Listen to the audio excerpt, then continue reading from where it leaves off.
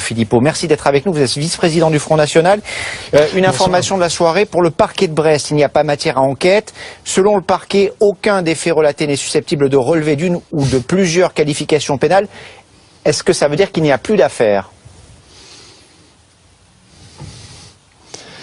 En tout cas, chacun constatera que ni le parquet national financier, ni le parquet de Brest ne veulent s'engager et se saisir de cette affaire. On les a connus beaucoup plus rapides et beaucoup plus déterminés dans d'autres cas. Voilà, je pense que à la fois c'est un peu choquant et c'est pas si surprenant que cela, parce que on voit bien qu'il y a une perte de confiance dans la justice française de la part de nos compatriotes. Ici, je suis à Forbach, on m'en parle tous les jours. C'est la même chose dans tous les territoires français, et je crois que c'est quelque chose qui doit être pris en compte. Maintenant, l'affaire sur le fond, elle devrait entraîner la démission du ministre.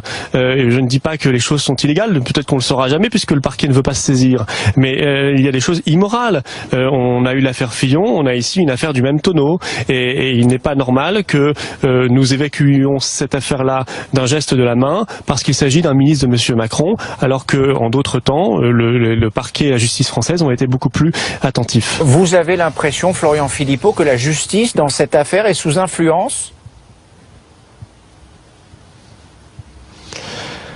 Vous savez, avant, on disait, selon que vous serez puissant ou misérable, les jugements de cour vous rendront blanc ou noir. On est peut-être même maintenant une étape un peu plus loin. Selon que vous serez puissant ou misérable, il y aura des jugements où il n'y en aura pas. Ce qui est peut-être encore plus grave. Je vous donne un autre exemple. Sur une vingtaine d'eurodéputés français, concernant 30 assistants parlementaires, nous avons saisi, il y a peut-être 2 mois, le parquet national financier pour des faits qui sont strictement les mêmes que ceux qui nous avaient été reprochés. Pas de nouvelles. Voilà, on n'a pas de nouvelles, alors que le parquet national financier a été très prompt à diligenter une enquête, à faire tout ce qu'il fallait, etc. Quand il s'agissait du Front National, pas de nouvelles. Peut-être aussi parce que les élections et l'élection présidentielle est passée. Mais voilà, et je ne crois pas que ce soit cela, ce comportement-là, qui permette de recréer du lien et de la confiance entre nos compatriotes et la justice française.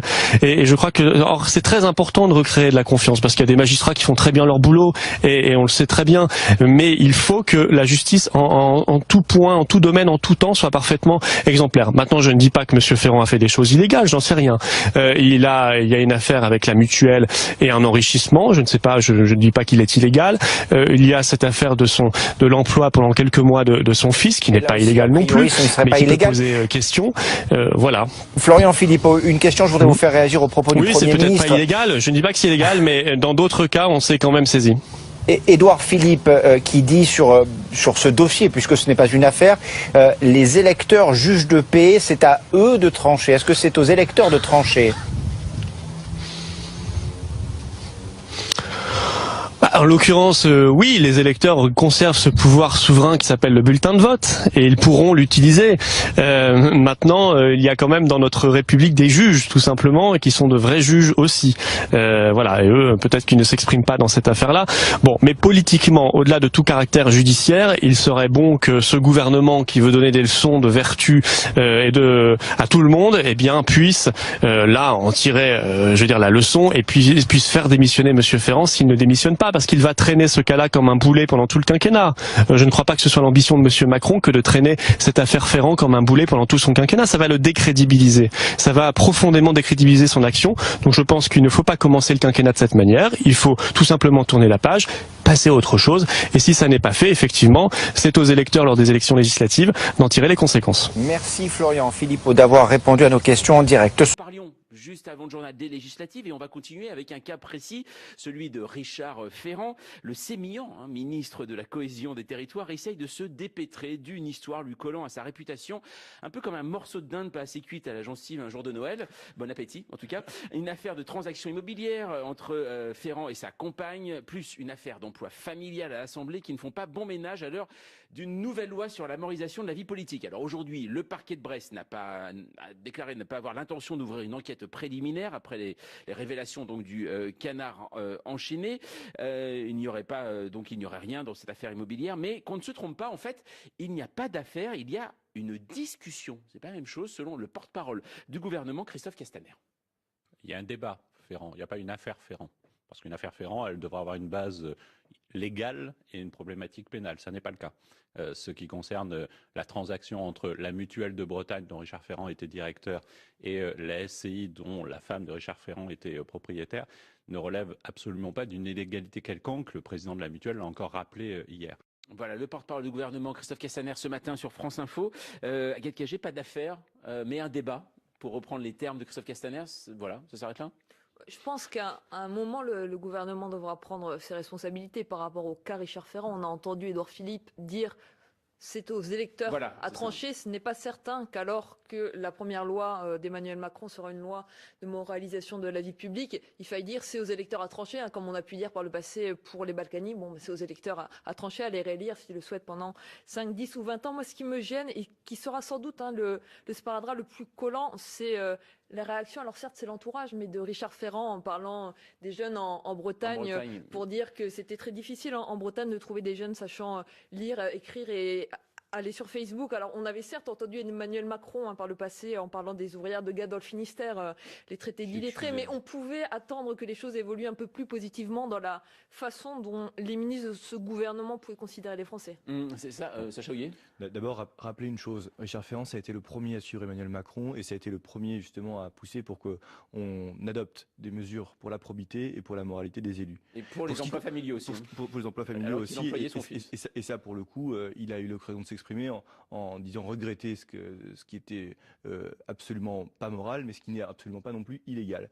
Pour ce qui concerne le sujet qui a été celui qui nous a occupé depuis la publication du Canard enchaîné, je pense que depuis aujourd'hui tout est très clair, puisque à la fois le parquet financier, mais également parquet national financier, mais également le procureur de Brest a dit qu'il n'y avait rien d'illégal et qu'il n'y avait pas de nature à engager des poursuites ou même d'ouvrir une enquête. Donc le sujet de Richard Ferrand, il est très clair. Moi, je comprends l'intérêt d'adversaires politiques ou par ailleurs parce qu'il y a une dénonciation qui a été faite à l'encontre de Richard Ferrand, de jeter l'opprobre sur le premier des macronistes, sur l'égérie que constitue Richard Ferrand, qui a accédé à un poste à haute responsabilité puisqu'il est ministre de la cohésion sociale et que finalement territoriale, et que finalement ça constitue une cible de choix. Moi, je souhaite bon courage à Richard Ferrand et je lui souhaite très sincèrement, au niveau du travail qu'il a pu effectuer jusqu'à présent et au niveau du travail qu'il a fait pour sa circonscription, d'être réélu. Mais justement, ce que disait Agathe Cagé, ce qui est assez intéressant, c'est quand même ce qu'a dit Édouard Philippe, c'est quand il a expliqué que les électeurs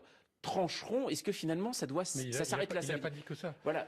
Et c'est ça c'est en ça que c'est pas aussi clair que ce que vous dites, parce qu'Édouard Philippe, il a dit c'est aux électeurs de trancher, mais en même temps il a dit ce qu'on lui reproche pourrait être interdit dans la prochaine loi qui sera décalée. Ça veut dire quoi? Ça veut dire qu'il dit aux électeurs dégagez-le finalement. Ils disent faites le boulot qu'on veut pas faire parce que c'est un sparadrap effectivement comme ça vient d'être dit qui nous colle au basque et ça la fout quand même assez mal que à peine une semaine après l'installation, il ait ce genre d'affaires, mais il n'ose pas prendre cette responsabilité. Il dit aux électeurs, allez-y. Ce qu'il fait, il le dit quand même assez de manière implicite. C'est pas très bien ce qu'il a fait, donc virez-le là. Ne réalisez pas. Je trouve ça un petit peu hypocrite quand même. Pour qu'on aille au fond des choses quand même, parce que Richard Ferrand n'était pas le décisionnaire, parce que c'est le conseil d'administration qui a choisi de louer des locaux, qui d'ailleurs répondait à une offre et qui était les seuls à pouvoir répondre à cette offre, qui appartenait à la femme de Richard Ferrand, mais c'est pas lui qui a choisi, c'est la mutuelle, le conseil d'administration des mutuelles de Bretagne qui l'a choisi.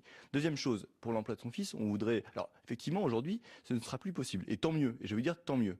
Comme ça, on n'aura même plus ce genre de sujet d'emploi de familiaux. Je rappelle que tous les candidats d'En Marche ont signé des documents dans lesquels ils s'interdisaient à le faire, et que on l'inscrit dans la loi, tant mieux. Pas de rétroactivité de la loi pénale, et pour Richard Ferrand, c'est son fils qui est employé au SMIC pendant 4 mois, au début de l'année 2014, 4 mois, pour le faire. Et donc, finalement, on n'est pas sur les affaires qu'on a connues pour certains candidats à la présidentielle, pas sur des salaires à 7 000 ou 8 000 euros. Bien sûr, ça mais même si c'est 1 euro, en fait, c'est pas le problème. Vous savez bien que pendant ce qui s'est passé, juste, sur la question ce qui s'est passé pendant l'affaire Fillon, même Richard Ferrand, on l'a entendu sur une radio concurrente, qui avait dénoncé ça. Il avait dit, moi, je suis contre employer ses enfants. Il le faisait. Et moi, je suis contre et je veux que ce ne soit jamais permis. Et c'est pour ça qu'il faut que ce soit inscrit dans la loi. Et là, pour le coup, Richard Ferrand s'est exprimé là-dessus également.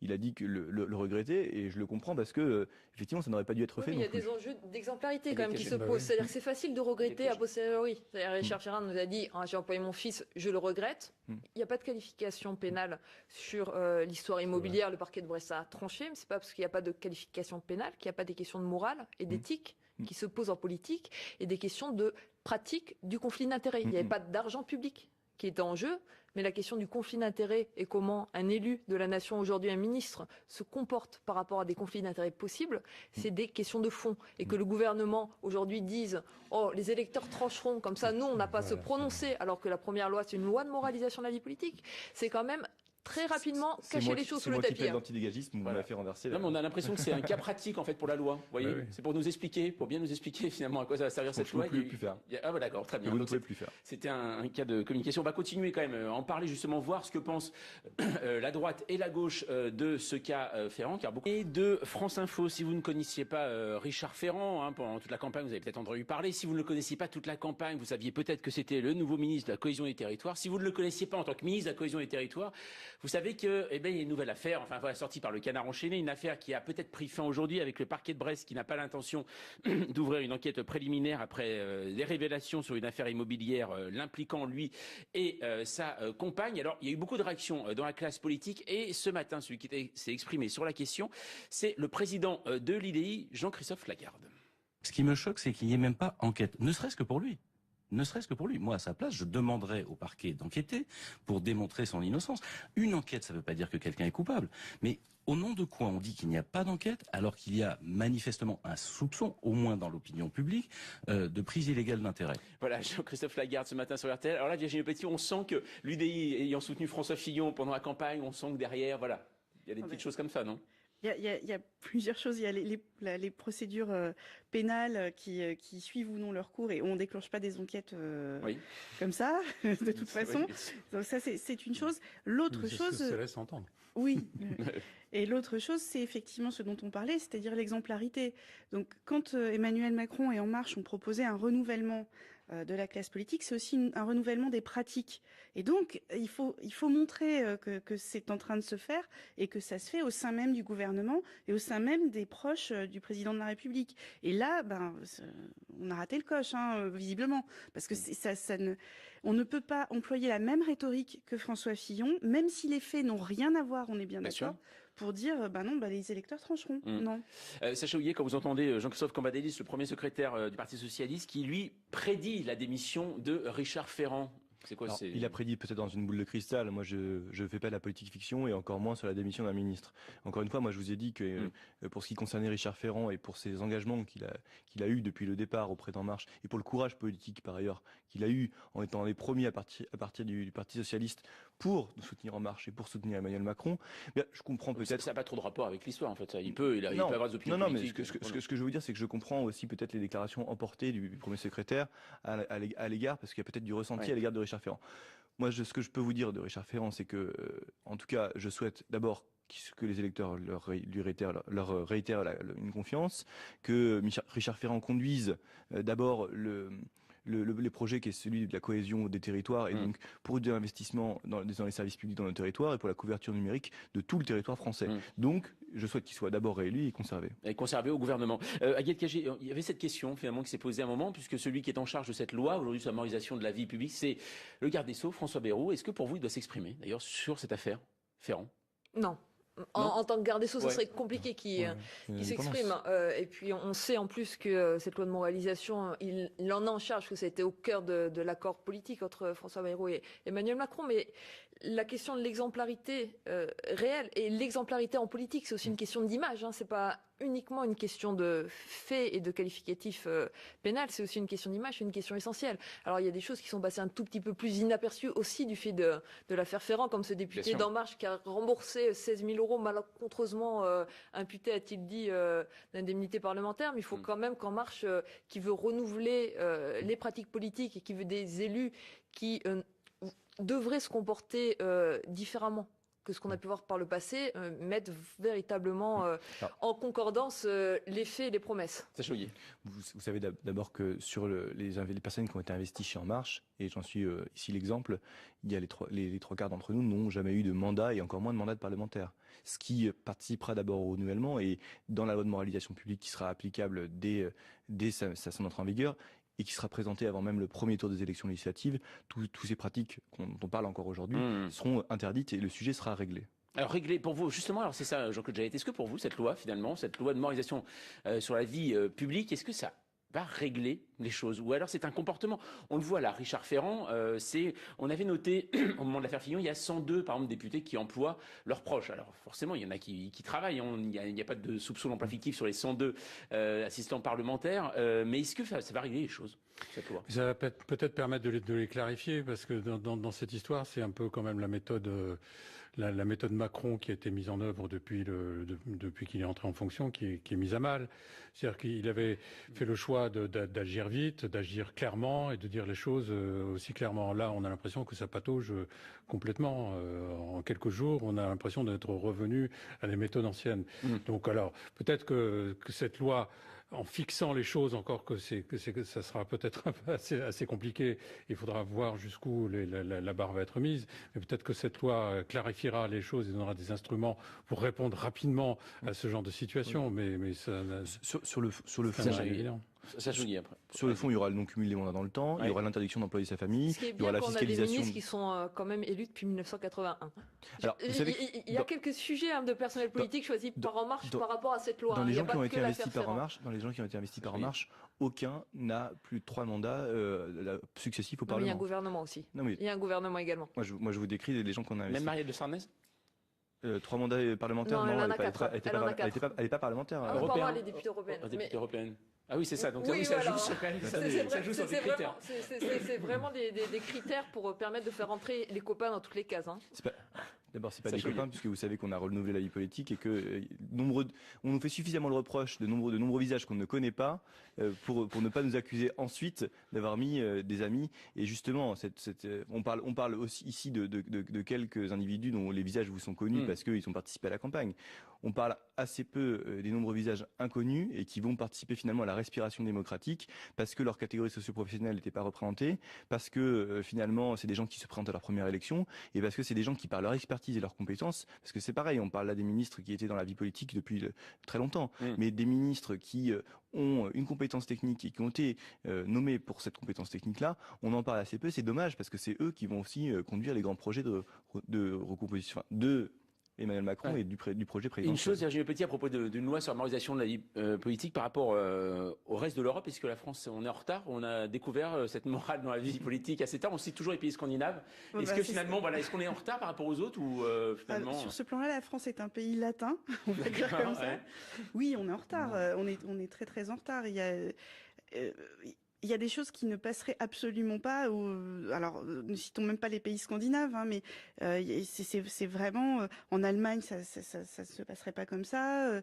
Et au Royaume-Uni, il y a eu aussi des scandales de ce genre, mais il y a eu justement derrière quand même pas mal de ménages, on va le dire comme ça. Donc la France est un pays latin et peut se comparer, je pense, à l'Italie, qui a quand même aussi connu un certain nombre de dérives au niveau politique. Voilà. Mais cela dit, moi, pendant la campagne présidentielle, pendant l'affaire Fillon, on avait interrogé des éditorialistes et notamment algériens qui disaient, et donc je cite des éditorialistes algériens, c'est pas moi qui le dis, même en Algérie, on n'a pas vu ça. Ah. D'accord. Voilà. Bon, écoutez, en tout cas, c'est vrai qu'il se passe quand même des choses aussi quand même en Algérie, mais en tout cas, c'est. Allez, dans un instant.